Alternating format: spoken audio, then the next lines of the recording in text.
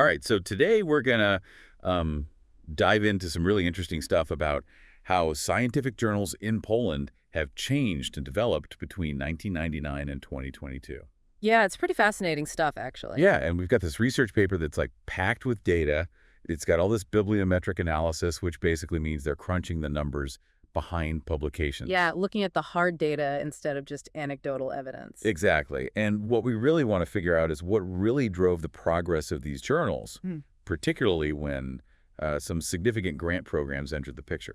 Because funding is always a major factor in research and publishing. Oh, absolutely. And anyone who's ever wondered, how science and research change over time Yeah. and the role of funding and policy in that process, well, this deep dive is going to offer some pretty surprising insights, I think. Yeah, I think so too. It really sheds light on how these things work behind the scenes. Okay, so to really understand how Polish scientific journals got to where they are now, we need to go back in time a bit. Let's talk about the post-communist era, roughly from 1990 to 2009. What's interesting is that according to our source, Poland's higher education system during this period didn't go through like any major overhauls in terms of research. Right, it's like after the fall of communism, there was this big push for expanding access to higher education, which is understandable. Yeah, totally makes sense. But this unintentionally led to a system that leaned heavily toward teaching. So rigorous research and publishing weren't always the top priority in universities. So science kind of took a backseat for a while then. Sort of, yeah. It wasn't that science was ignored, but the focus shifted to other priorities. And then in 2004, Poland joined the European Union. And right after that, in 2005, they started aligning their higher education system with something called the Bologna process, which is this framework for setting standards across Europe. So how did this move towards integration with Europe impact the research scene? Well, joining the EU and adopting the Bologna process were huge steps towards connecting with the international research community. Aligning Polish higher education with the rest of Europe definitely created more opportunities for collaboration and exchange. But the paper highlights that the immediate impact on the quality and global recognition of Polish journals wasn't a direct result of these changes. Right, because the structures were in place, but something was still missing. Exactly. Then we come to these key reforms between 2009 and 2011, led by Minister Kudryka. This seems like a major turning point in how the government viewed universities. Oh, yeah, this is where things get really interesting. The traditional idea of a university as like this independent community of scholars dedicated to pursuing knowledge for its own sake kind of started to shift. There was this growing view of universities as tools to achieve specific national goals, like boosting the economy or advancing certain fields. So it became less about giving universities money and hoping for the best, and more about tying funding to tangible results. Yeah, exactly. It was about measuring research output and incentivizing productivity through these competitive grant systems. And that's where grants started to play a bigger role. Right. But here's the catch. Even with this shift towards performance-based funding and the introduction of grants, the paper points out that the overall funding level didn't change that dramatically at first. Interesting. And while individual researchers may have become more productive, Polish journals still weren't making a big splash internationally. So why do you think there was this disconnect? That's a crucial question. I think the answer lies in the fact that while researchers were getting better at publishing and getting grants, the support system for the journals themselves was still lacking. They needed things like help with improving their editorial processes, expanding their international reach, and getting indexed in major databases like Scopus and Web of Science. It's like having all these talented athletes, but not giving them the right training facilities or opportunities to compete at a global level. Exactly. It's not enough to just have the talent you need, the infrastructure and support to nurture it.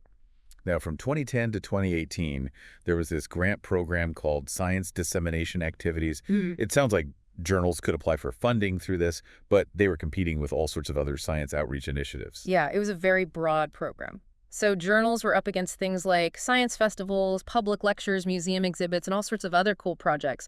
But that meant the resources were spread pretty thin. And that probably limited the impact on the journals specifically. Yeah, most likely the funding wasn't sufficient to really move the needle on things like improving editorial standards or getting indexed in international databases. So we've got this evolving picture of higher education policy, a shift towards funding based on performance, but still this lag in the international recognition of Polish journals.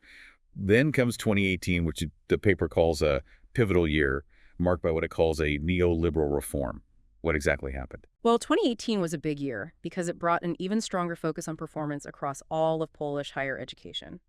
We saw the creation of direct funding mechanisms like the Initiative of Excellence Research University Program, or IDUB for short. Ah, IDUB. Right. But the really important thing for our discussion is that this is when specific grant programs tailored for scientific journals were introduced. The legal foundation for this was actually laid in 2017. So 2017 is when things started to change for journals. Exactly. And this first dedicated program was called Support for Scientific Journals, which ran from 2019 to 2021.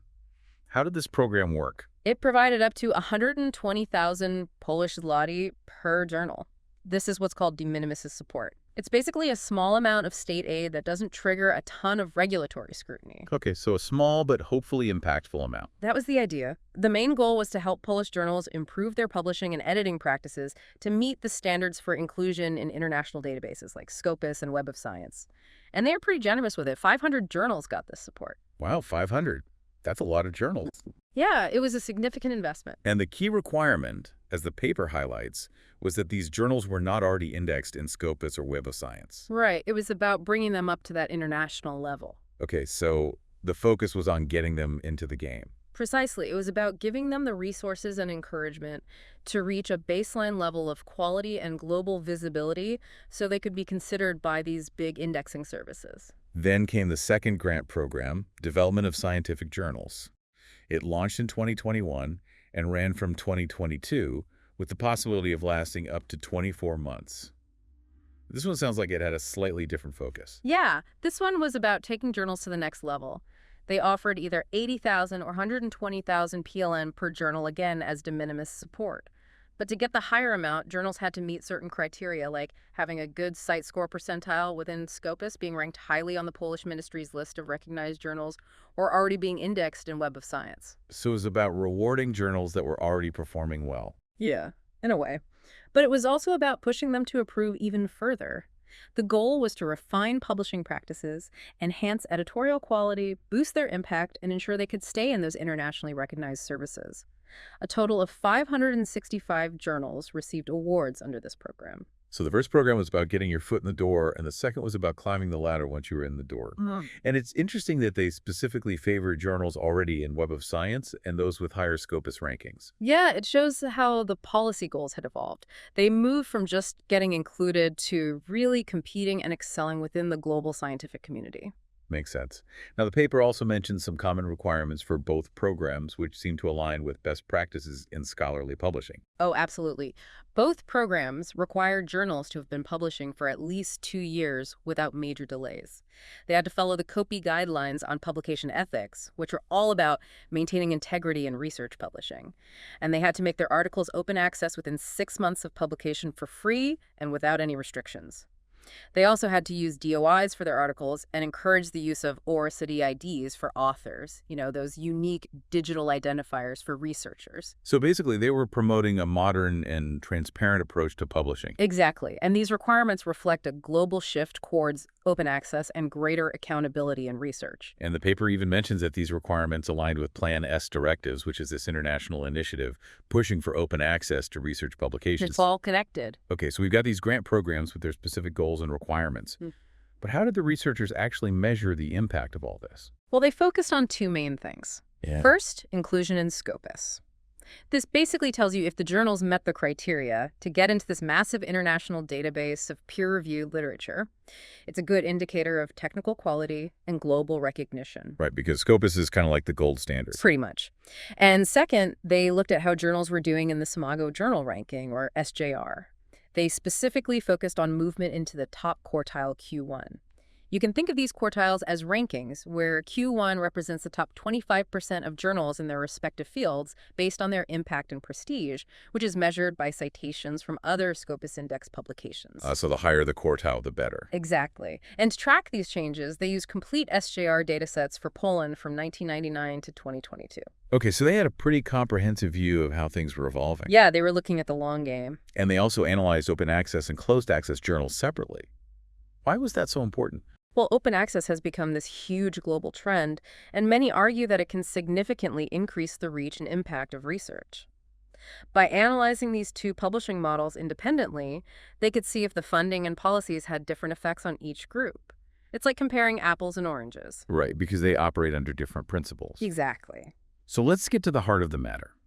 What did this bibliometric analysis reveal about the development of Polish scientific journals, and what does it tell us about the impact of these grant programs? The main finding is this open access journals did significantly better than closed access journals when it came to development. The data showed that more Polish OA journals started meeting the requirements for Scopus and appearing in the Scimago rankings around 2008. And even more importantly, since 1999, OA journals have consistently had a stronger presence in the top three quartiles, Q1, Q2, and Q3, compared to their closed access counterparts. That's a pretty clear difference. So what about the closed access journals? Well, the analysis showed that they kind of stagnated in terms of their presence in Scopus and the SJR rankings. They did experience some growth between 2005 and 2008, which kind of mirrored what was happening with OA journals at the time. And then they saw another bump between 2020 and 2022. But that later increase was mainly concentrated in the lowest quartile Q4. So while both types of journals saw some growth during certain periods, the open access journals seem to have followed a much stronger and consistent upward trend, especially in those higher impact categories. And the paper really stresses the surge in inclusion of OA journals, starting in 2005, with a huge jump from 2017 onwards. That can't just be a coincidence, right? Definitely not. The researchers directly attribute this significant increase in OA journal inclusion after 2017 to those higher education reforms we discussed earlier, the ones that paved the way for the journal's specific grant programs. It seems like the timing strongly indicates a causal relationship. So that's where the impact of those grants really becomes evident. The paper concludes that there's a clear link between the introduction of these journal grants and the increased efforts by publishers to get their journals indexed in international databases and to improve their impact, which led to those better SJR quartile rankings. It's like the funding gave them the boost they needed to make those improvements. That's a great way to put it.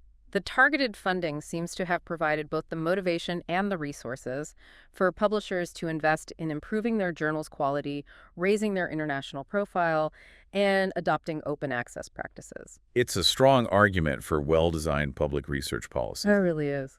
So to sum it all up for our listeners, it seems like those grant programs in Poland, especially the ones focused on Scopus inclusion and open access publishing, played a huge role in improving the global standing of Polish scientific journals. And the open access publications really took the lead in this progress. Absolutely. The evidence suggests that when you combine funding with clear objectives like international indexing and open access, you can really make a difference in a country's scientific publishing landscape. It's a fascinating case study, and it raises a really interesting question for anyone involved in research policy or just interested in how science progresses.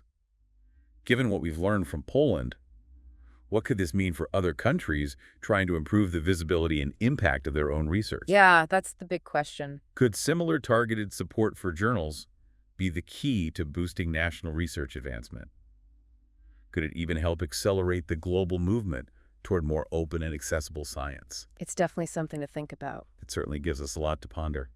Thanks for joining us on this deep dive into the world of Polish scientific journals. It was my pleasure. Until next time, keep exploring and stay curious.